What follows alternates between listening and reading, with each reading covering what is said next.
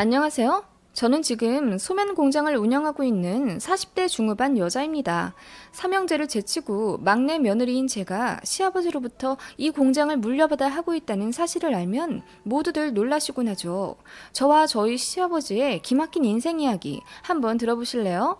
저희 시아버지는 젊으셨을 적 작은 방앗간을 하셨는데 장사 수완이 좋으셔서 매출이 어마어마하게 늘었다고 하세요. 그래서 넓히고 넓혀 소면 공장을 차리셨는데 아버님의 경영 스타일이 독보적이다 보니 수출도 잘 되어 연매출 200억까지 될 정도로 사업이 잘 되셨어요. 나중에야 잘 되었지만 초반에 사업 규모 늘릴 때는 허리띠도 졸라맬 정도로 좀 힘드셨다고 하던데 딱 그때 어느 참하고 선한 여성분을 알게 되어 사랑에 빠지시고 바로 결혼을 하셨다고 하네요. 그분은 아버님의 뒷바라지를 묵묵히 하셨다고 해요. 그리고 길가의 작은 들꽃도 함부로 꺾지 않으실 정도로 마음이 여리시고 착하셔서 조금은 와일드했던 아버님이 그분 영향을 받아 많이 너그러워지고 선해지셨다네요. 그렇게 그분과 알콩달콩 10년 정도를 사셨고 두 분이 서로 의지하며 안정적인 관계를 유지한 덕분인지 날이 갈수록 매출액이 늘고 사업 규모가 커져 누가 봐도 돈 많은 소위 부자가 되셨죠. 3층짜리 거대한 저택을 지었고 당시는 드물었던 고급 대리석을 이태리에서 직수입해와 인테리어하고 정원도 으리으리하게 가꾸어 사셨죠. 그렇지만 한 가지 걱정거리가 있었는데요. 아버님과 그분 사이에 아이가 들어서지 않는다는 거였죠. 아버님은 그분을 너무나 사랑하셨기 때문에 그냥 우리 둘이 손잡고 늙으면 그만이라며 순애보적인 사랑을 표현하셨다네요.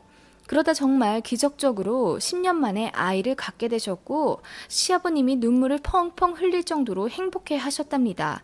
그러나 정말 한순간에 그 행복이 깨졌답니다.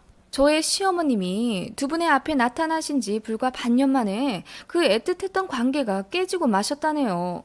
시아버님의 공장에서 일하시는 총무부장 딸이 바로 시어머님이셨대요. 시어머니는 당시 20대 초반이셨는데 아버지 일 도와드리러 온다는 핑계로 공장에 드나들었고 시아버님과 자주 마주쳐 사랑에 빠지셨다고 하네요. 여기까지는 저희 시어머니 피셜. 이건 저희 시어머니가 듣기 좋으라고 순화해서 저희한테 말씀하신 거였고 그 내막은 소름 끼칠 정도였죠. 나중에야 알게 된 사실이지만 시어머님은 저희 시아버지의 재산을 노려 의도적으로 접근하셨던 거죠. 그건 그렇다 치고 어떻게 이혼까지 하게 만드셨냐면요. 시어머니가 아주 교활하게 거짓을 꾸며내셨다네요. 공장에서 오래 일하셨던 분들의 뒤늦은 증언으로 알게 된 사실이에요. 시아버지를 예전부터 호시탐탐 노리고 있던 시어머니는 아버님의 전처가 임신하자 조급함에 어쩔 줄을 몰라 했다고 하네요. 그래서 알고 지내던 어느 20대 후반 젊은이를 꼬셔 자기 애인인 척 시키는 대로 하면 500만 원을 준다고 했답니다. 그리고 시어머니는 시아버지 앞에 찾아가 아주 처연하게 울며 이렇게 연기를 하셨다네요. 사장님, 제 애인이 사모님과 바람이 났다고 해요. 저는 애인이라 헤어지면 그만이지만 사장님은 10년이나 같이 산 부인인데 이 사실은 아셔야 하지 않겠어요? 임신하셨다죠?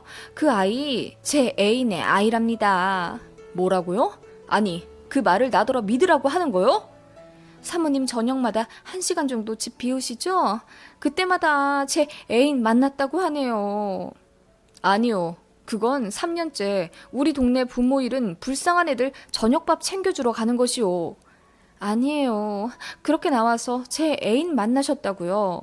그리고 10년 동안 사장님과 임신이 안 되셨다는데 어느 날 갑자기 된 것도 이상하지 않으셨어요? 제 애인 아이가 틀림없어요. 사장님이 안타까워서 그러니 제발 믿어주세요. 그러면서 500만 원의 영혼을 판 젊은 남자를 데리고 와 삼자 대면을 시켰다더군요. 그 젊은이가 무릎을 꿇으며 사실 사모님과 내연한 지 1년 정도 되었고 저녁마다 동네에서 만났다. 그리고 사모님이 아이를 갖고 싶은데 사장님이 아무래도 무정자증 같다며 도와달라고 해서 적극적으로 관계하기 시작했고 바로 임신하신 거다라는 구구절절 거짓을 연기했고 홀랑 넘어간 시아버지는 극도로 분노하며 사실관계를 따질 이성도 잃으신 채 그대로 집에 가 전처분의 멱살을 잡고 집 밖으로 쫓아내셨다고 해요. 뒤통수를 맞아 아무것도 안 보인 채 분노와 경멸에 휩싸인 아버님은 전처께서 뭐라 해명해도 듣지도 않고 그렇게 헤어지셨다네요.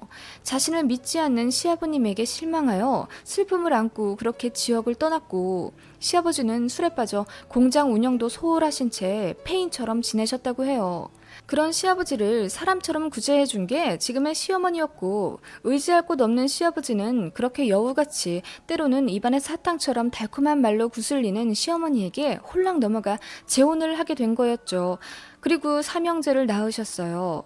막내 아들까지 낳았을 즈음 공장의 총무부장, 즉 아버님의 장인어른이 그간 20년간 공장 돈을 빼돌려 12억을 횡령한 사실을 알게 되었고, 그 전말을 파헤치는 과정에서 주변 증언자들의 시어머니에 대한 이실직고가 있었답니다.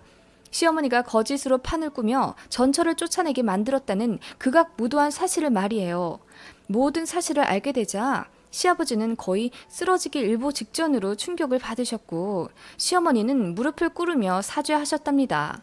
그런데 이미 삼형제도 낳았고 아이들은 제가 없다며 눈물로 호소한 덕분에 겨우 이혼은 면하셨지만, 그 이후로 시아버지는 시어머니를 부인으로 대접하지 않으시고 투명인간 취급을 하셨죠. 시어머니도 처음에만 죄인처럼 숙여 지내셨지만 시간이 어느 정도 지나자 아예 가면을 벗고 더 기고만장해지셨다고 해요. 본성이 나오셨던 거죠. 아들 삼형제는 모두 시어머니를 닮았는지 허구한 날 사고만 치고 다니고 아주 문지아처럼 살았습니다. 큰아들은 공부도 못해서 맨날 꼴등만 했고, 다 커서는 제 앞가림도 못하면서 외제차, 슈퍼카 수집에만 관심이 있어서 맨날 시아버지한테 돈 달라고 조르고 어쩔 때는 협박까지 해서 돈을 타내 펑펑 쓰고 다녔어요. 둘째 아들은 그나마 공부는 잘했지만 학교에서 친구들을 악마처럼 괴롭히며 폭력을 행사했고, 어느 날은 같은 반 친구를 거의 실명 위기까지 만들어놔서 시어머니가 급히 돈으로 막아 소년원까지는 간신히 면했죠. 성인 되자마자 유학한다는 핑계로 동남아에 가서 인도네시아, 필리핀 여자들 4명을 임신시키고 도망왔다고 하네요. 그 뒷수습하는 데 필요한 돈이 거의 5억이었고 모두 시아버지가 처리해 주셨죠. 그렇다면 막내 아들은 어땠냐? 그런 가정 환경에서 어떻게 잘 자랄 수 있었겠어요. 제 앞가림 한다고 공부도 곧잘해서 명문대에 들어는 갔지만 비도덕적인 가치관이 확립된 채 성장해서인지 매일 바람을 폈고 타인을 속이며 사는데 능숙한 사람으로 자라났죠. 네, 바로 그게 제 전 남편이에요. 맞아요. 저는 이 집안의 막내 아들과 결혼했었던 사람입니다. 저는 발레를 전공했었으나 큰 대회를 앞두고 발목 부상을 입어 어쩔 수 없이 발레를 포기하고 부모님의 등살에 밀려 신부 수업을 받아 이 집안의 며느리로 들어오게 된 사람이에요. 저와 남편 모두 부모님들의 결혼시장에 팔려나와 비슷한 수준 집안이라는 이유로 억지로 매칭되어 결혼하게 된 것이죠. 그럼에도 불구하고 서로에게 이끌려 나름 절절히 사랑을 하고 결혼하게 되었어요. 남편이 뼛속부터 바람둥이라는 사실을 전혀 모르고요. 뒤늦게 남편의 바람을 알게 되었지만 저희 친정은 많이 보수적인 분들이기 때문에 이혼은 절대 못 시킨다는 주의셨죠. 당시 이혼하면 갈 곳 없다 생각했던 저는 그냥 이대로 이 집에 뼈를 묻어야 하나 생각했습니다. 남편의 바람은 상습적이었고 저는 스트레스로 인해 임신이 되지 않았어요. 그런 저를 유일하게 보듬어 주신 분이 바로 시아버지입니다. 둘째 아들은 장가가지 않아 며느리라고는 첫째와 셋째 며느리뿐인데, 첫째 며느리는 대놓고 돈만 밝혀 시아버지가 아주 싫어하셨죠. 그런 집안 사람들에 비해 저는 딱히 세속적인 사람이 아니었어요. 돈보다는 가치를 좇았죠. 발레 관두고 나서는 사회복지와 세계 소외층에 관심이 많았기에 그런 쪽을 공부하고 봉사도 많이 했었죠. 아버님의 공장이 많이 바쁘실 때 저만 유일하게 아버님 공장 일을 도와드렸고요. 저는 경영 쪽의 문외한이라 영 다른 세상이라 생각했는데 의외로 실전에 나가보니 재밌더라고요. 그래서 아이도 안 생기고 남편은 맨날 바람만 피워 마음이 허한데 공부라도 하자 싶어 경영대학원도 진학했어요. 그런 저의 모습을 시아버지는 늘 흐뭇하게 바라보셨죠. 어느 날 공장에서 점심을 먹다가 제 손을 잡으며 내가 유일하게 우리 집에서 아끼는 게 바로 우리 막내 며느리야. 어떻게 이런 보물이 들어왔을꼬. 우리 막내 아들 놈 때문에 심란하지? 내가 대신 사과하마. 나중에 꼭 갚을게. 이거 그냥 하는 말 아니다. 하셨죠. 저는 시아버지가 참 딱하게 느껴졌어요. 늘 불호령을 치시고 가족들에게 눈길도 안 주시는 분 같았지만 아버님의 진한 상처를 알고 나니 참 안타깝더라고요. 그래서 저도 아버님을 잘 따랐죠. 아버님을 인간적으로 보듬어주고 싶다고 느낀 결정적인 사건이 있었어요. 제가 결혼하고 3년 됐을 때쯤 아버님이 정원 구석에서 엉엉 울고 계시더라고요. 시어머니가 놀라서 달래드리니 아버님이 뿌리치시며 혼자 있게 두라고 하셨어요. 그러면서 다 너 때문이다. 너 때문이야 하시며 시어머니를 원망하시는데 당시에는 전처를 아직도 못 잊으신다던데 그래서 그러시는구나 싶었죠. 저도 사정을 어느 정도는 아니까요. 그런데 알고 보니 아버님이 전처의 행방을 계속 뒤에서 알아보셨다고 해요. 그리고 마침내 물어물어 몇십 년 만에 알게 되신 거죠. 전처분의 아이는 너무나 당연히 아버님의 아이가 맞았고요. 남해의 어느 작은 시골에 쓰러져가는 성당에서 아이를 낳으셨다고 해요. 그렇게 아이를 낳고 성당에서 청소일을 하며 힘들게 아이를 키우셨는데 아이가 3살 정도 될 때쯤 혈액암 선고를 받으셨다네요. 그리고 반년 정도 힘들게 투병하다 돌아가셨다고 해요. 그리고 그 아이는 처음엔 성당에서 보호했는데 성당이 문을 닫게 되자 고아원으로 옮겨졌고 그 이후의 행방은 모른다네요. 기록이 안 되어 있어 찾을 수가 없다고 해요. 사실을 알게 되어 아버님은 가슴이 찢어질 듯한 아픔을 느끼셨고 이미 벌어진 일이라 수습할 수도 없었기에 그렇게 웃음을 모두 잃고 살아오시게 된 거였어요. 그리 슬퍼하시던 아버님은 2년 후 대장암 선고를 받으셨습니다. 매일 저녁을 술로 보내시더니 결국 몸이 탈이 나셨나 봐요. 삼형제는 처음에만 울고 걱정하더니 어느새 유산 때문에 다투기 시작하더라고요. 시아버지는 삼형제의 싸우는 소리를 안방에서 모두 들으셔야 했고요. 얼마나 가슴이 무너지셨을까요? 게다가 시어머니는 병간호는 죽도록 하기 싫다고 하시며 아버님 입에 물도 한 번을 안 넣어드리고 아버님의 병세가 악화되어 호스피스로 전원하게 되었을 때는 발길도 끊으셨어요. 그런 어머님을 제가 겨우 설득해서 병문안 가자고 모시고 갔어요. 아버님은 주무시고 계셨고 어머님은 그런 아버님의 얼굴을 감정 없는 표정으로 바라보시더니 에휴 여러 사람 그만 고생시키고 가실 거면 빨리 가시지 하시더라고요. 제가 어머님 그래도 어떻게 말씀을 그렇게 하세요 하며 말렸지만 어머님은 다 귀찮다며 먼저 나가셨어요. 고개를 절레절레하며 아버님 일부를 정리해드리는데 갑자기 저의 손을 잡으시며 눈물 그렁그렁한 표정으로 저를 바라보시는 시아버님 때문에 깜짝 놀랐어요. 아버님 안 주무셨어요? 고맙다. 전에도 말했지만 너밖에 믿을 사람이 없어 하시고 다시 눈을 감으셨어요. 그리고 한 달 정도 후에 아버님은 조용히 돌아가셨습니다. 다들 예상했다는 듯 부고를 받고도 놀라워하지도 않고 자리에 모였어요. 장례식도 그냥 숙제 치르듯 하더라고요. 저만 엉엉 울었고 그런 저를 시댁 가족들은 모두 별꼴 본다는 식으로 바라봤었죠. 그리고 충격적인 일이 시작되었습니다. 아버님이 돌아가시기 전 의식이 있으실 때 변호사를 부르셔서 유언을 작성하셨더라고요. 그 유언장을 발표하기 위해 가족들이 모두 모였는데 다들 조금씩 서로를 경계하지만 조금은 기대에 부푼 모습이었죠. 제 남편조차 생전 아버님 호스피스에 오지도 않더니 내가 가족 중에 제일 멀쩡하니까 나한테 유산 몰빵하셨겠지? 하더라고요. 저는 그런 시댁 식구들에게 그나마 있던 정이 다 떨어졌었고요. 하지만 변호사의 입에서 나온 말들은 너무나 놀라웠습니다. 아버님의 재산, 즉 공장과 부동산, 현금을 포함한 자산은 모두 약 107억 정도였어요. 많다면 많고 적다면 적지만 아버님이 일생 동안 피땀 눈물로 일군 소중한 의미이기에 듣자마자 저는 눈물이 핑 돌더라고요. 그런데 그 금액 중 10억은 미혼모 센터에 10억은 고아원에 기부하겠다고 유언을 작성하셨다네요.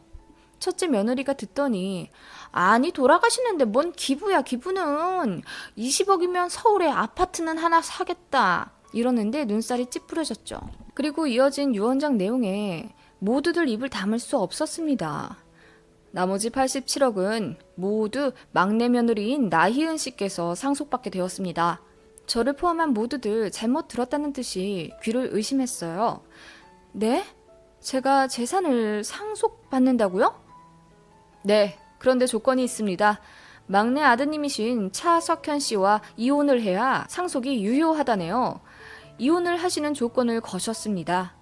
뭐? 나랑 이혼을 해야 한다고? 그래야 이 사람이 다 받아? 네, 돌아가신 차석주 대표님께서는 가업을 물려받을 적임자가 막내 며느리인 나희은 씨가 유일하다고 판단하셨고 재산 증식 및 유지 자격에도 적합하다고 판단하셨습니다. 그 자리는 아수라장이 되었고 시어머니는 제 팔을 잡은 채 말도 안 된다며 유산 포기하라고 소리를 지르셨습니다. 저는 굳이 포기해야 할 이유도 없고 그 돈이 시댁 사람들에게 들어간다면 의미 없이 공중에 흩어질 게 뻔할 것 같더라고요. 그리고 시아버지가 왜 저에게 유산을 모두 상속하셨는지 이유도 알 것 같았죠. 아버님은 돌아가신 전처분 때문에 미혼모와 고아들에게 죄책감을 갖게 되신 겁니다. 저는 시댁 가족들 중에서 유일하게 측은지심을 갖고 있어 그런 소외된 계층에 관심이 많았던 사람이고요. 아버님은 저를 통해 조금이나마 죄책을 덜으려 하신 거겠죠. 배우자와 자식들은 당신에게 관심도 없고 제 주머니에 있는 돈에만 관심이 있으니 가정을 잘못 꾸렸다는 한탄도 하셨을 테고요. 저는 며칠의 고민 끝에 남편에게 이혼 소송을 했고 그동안 바람 피웠던 증거 자료들 모두 제출하여 승소했어요. 그리고 아버님의 바람대로 제가 공장을 물려받아 가업을 이어가고 있습니다. 시어머니랑 삼형제 그리고 첫째 며느리인 형님이 가만히 있지 않으셨죠. 협박도 하고 울고 매달리고 한 1년은 매일 집이랑 공장에 찾아와 난리를 쳤지만 법적으로 어쩔 수 없다는 걸 알기에 모두 포기하셨고 제가 다른 건 몰라도 집은 안 받는다고 하였기에 모두 그 집 팔아 이익 배분하는데 혈안입니다. 땅값도 많이 오르고 집도 아주 으리으리하기에 팔면 한 35억은 되지 않을까 싶어요. 아무튼 저는 이런 소설 같은 일들을 겪고 더 단단해졌어요. 여자 혼자 공장 운영한다고 만만히 보는 사람들도 많았지만 언제나 아버님을 생각하며 똑부러지게 처신하고 있습니다. 재혼은 안 할 거고요. 매년 공장 순수익의 10%씩 미혼모와 고아원에 기부하고 있어요. 공장도 여전히 잘 되고 있고요. 나중에 저도 하늘나라에 가면 저희 시아버지한테 칭찬받겠죠? 오늘 공장 일이 고되어서인지 유난히 아버님이 많이 그리운 날이라 주절주절 글을 적어봤어요. 긴 글 읽어주신 분들 감사합니다.